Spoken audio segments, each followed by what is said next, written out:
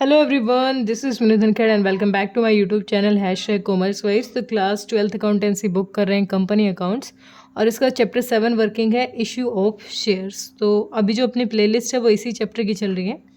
तो देखिए एक बार क्वेश्चन नंबर 50 हमें क्या कह रहा है।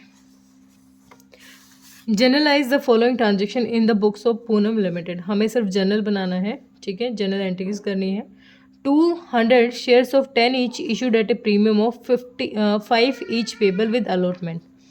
200 शेयर्स है, 10 रुपये में उसको इशू किया है और 5 रुपये प्रीमियम पे मंगवा रहे हैं। मतलब क्वेश्चन कह रहे हैं कि 200 शेयर्स हैं और 10 रुपये तो उसकी फेस वैल्यू है और उस पर 5 रुपये कंपनी प्रीमियम के मंगवा रही है, ठीक है। और प्रीमियम का अमाउंट कब मंगवाई, क्वेश्चन कह रहा है विद अलॉटमेंट।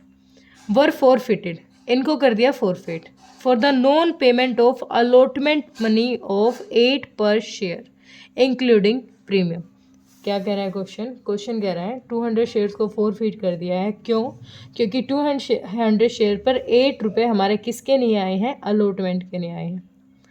अलॉटमेंट में जिसमें इंक्लूड है हमारी 5 रुपये प्रीमियम के, यानी 3 अलॉटमेंट के और 5 रुपये प्रीमियम के, ठीक है। The first and final call on this shares at 3 पर शेयर वॉज नॉट मेड।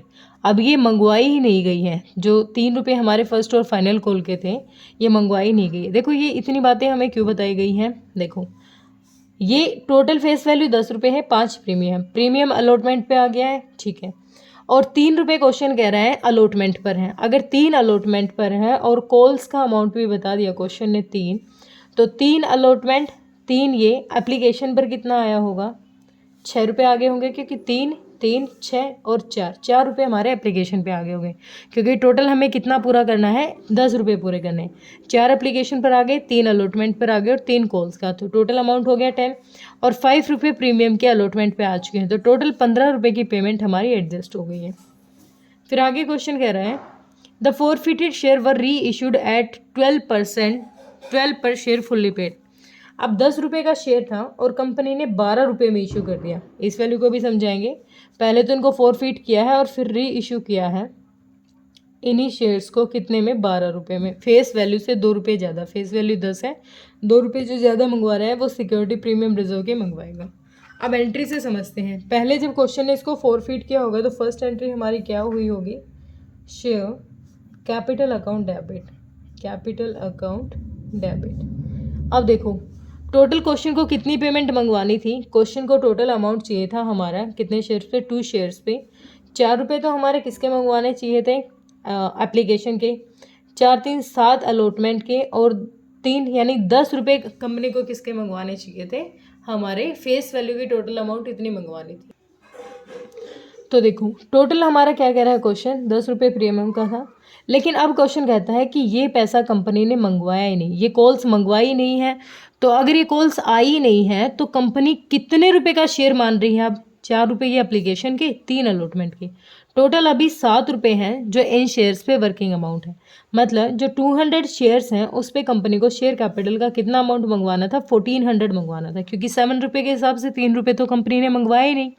इतनी बातें हमें इसीलिए बताई गई थी कॉल्स की, कि कॉल्स पे अमाउंट है, ताकि हम ये फाइंड आउट कर सकें कि एप्लीकेशन पे कितना अमाउंट हमारा आ चुका है, और अलॉटमेंट हमें पता ही चल गई थी। तो कंपनी ने सिर्फ 7 ही रुपये मंगवाए हैं, लास्ट कॉल मंगवाए नहीं। 7 रुपये मंगवाए हैं तो कंपनी को शेयर के अभी जो इन शेयर्स पे वैल्यू चाहिए थी वो 7 रुपये चाहिए थी, ठीक है। और हमारा सिक्योरिटी रिजर्व प्रीमियम का भी 5 रुपये चाहिए थे। तो सिक्योरिटी क्योंकि अलॉटमेंट के टाइम पर हो गया ना, अगर अलॉटमेंट के टाइम पे नहीं होता फॉरफिट तो हम क्या करते, इस अमाउंट को नहीं लेते, अकाउंट डेबिट। तो फॉरफिचर के टाइम पर 200 शेयर्स हैं और 5 रुपये यानी 1000 रुपीज़ हमारे सिक्योरिटी प्रीमियम के आने चाहिए थे, ठीक है।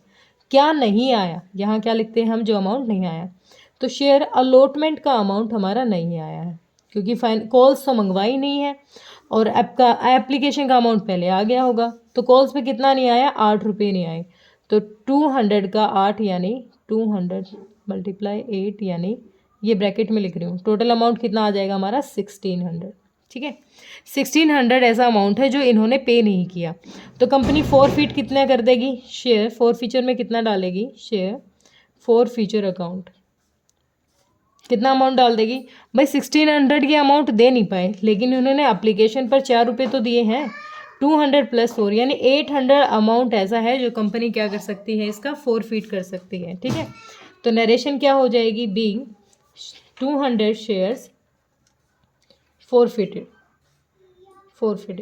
200 शेयर को कंपनी ने क्या कर दिया, फोरफिट कर दिया। अब जो फोरफिट किए थे वो री इशू कर दिए, और 12 रुपये के हिसाब से फेस वैल्यू से ज़्यादा पे है, तो बैंक में कितनी अमाउंट आएगी, बैंक अकाउंट डेबिट 200 शेयर्स पर 12 रुपये यानी 2400 रुपये, पेन बंद हो गया भाई, 2400। ठीक है, और 2 शेयर कैपिटल का मंगवाना कितना था, क्वेश्चन को शेयर कैपिटल क्वेश्चन को मंगवाना था भाई 200 पर 10 रुपये ही जगह थे 2000 रुपये। तो अब ये 4 रुपये जो एक्स्ट्रा, 400 रुपये जो एक्स्ट्रा आए हैं, ये अपना किसका पार्ट है, हमारा सिक्योरिटी प्रीमियम रिजर्व अकाउंट कितना अमाउंट है, एक्सेस है अपना 400। तो बीइंग 200 शेयर्स री इशूड। ठीक है, ये री इशू कर दिए। अब देखो ये री इशू किए तो ये पूरी फेस वैल्यू अपनी कवर कर रहे हैं। तो अब जो फोरफीट का अमाउंट हमारे पास 800 बचा हुआ है, ये तो हमारे पास एक्सेस अमाउंट बचा हुआ है ना इन शेयर्स का, इसको कहाँ ट्रांसफ़र कर देंगे, कैपिटल रिजर्व में। तो शेयर फोरफिटेड अकाउंट डेबिट कितना अमाउंट 800 टू कैपिटल रिजर्व में हम इसको ट्रांसफ़र कर देंगे, रिजर्व अकाउंट 800। तो नरेशन क्या हो जाएगी इसकी, being balance transferred to capital reserve account. ठीक है, बिल्कुल बेसिक का सा कॉन्सेप्ट था, होप क्लियर हुआ होगा। किसी का कोई डाउट है तो कमेंट सेक्शन में डालिए। Thank you so much.